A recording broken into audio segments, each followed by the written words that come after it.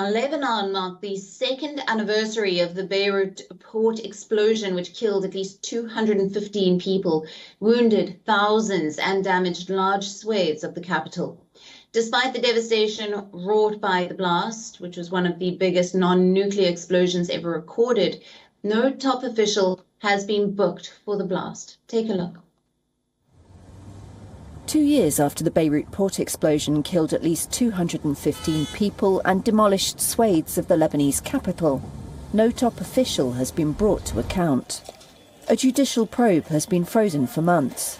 Angry Lebanese blame the impunity enjoyed by a corrupt and incompetent ruling elite, whose policies have also led to a financial collapse.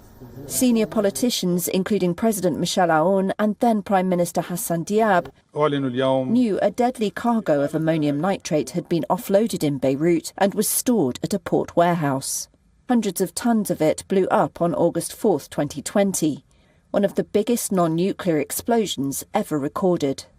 Human Rights Watch said in a report last year that high-level security and government officials, quote, foresaw the significant threat to life and tacitly accepted the risk of deaths occurring. Ilham al-Bikai lost her son in the blast.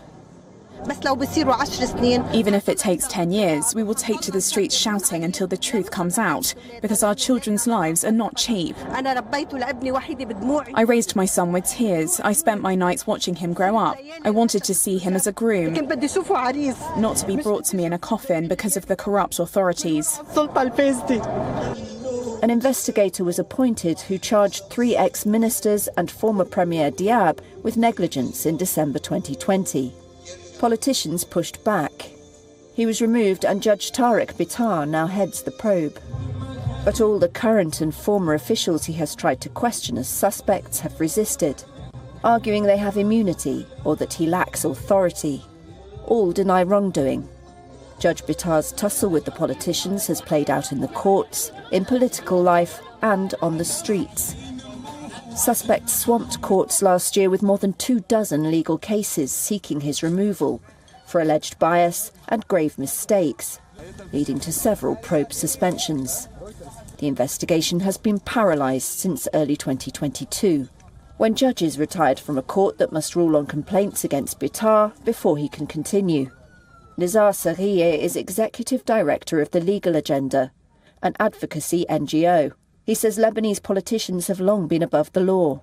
We know Lebanon has long been a country of impunity, a country where a civil war ended and massacres were committed, but no one investigated them.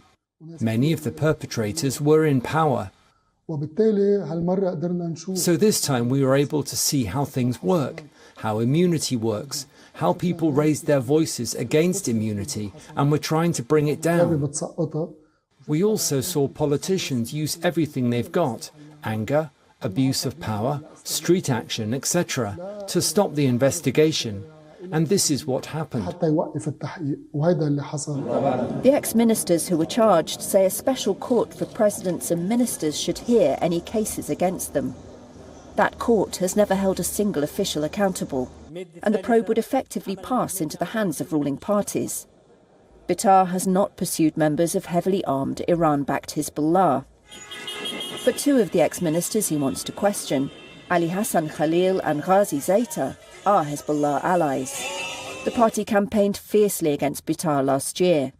Hezbollah's adversaries have long accused it of controlling the port, which it denies. Hezbollah has accused the United States, which lists the group as a terrorist organisation, of meddling in the probe. WION, now available in your country. Download the app now. Get all the news on the move.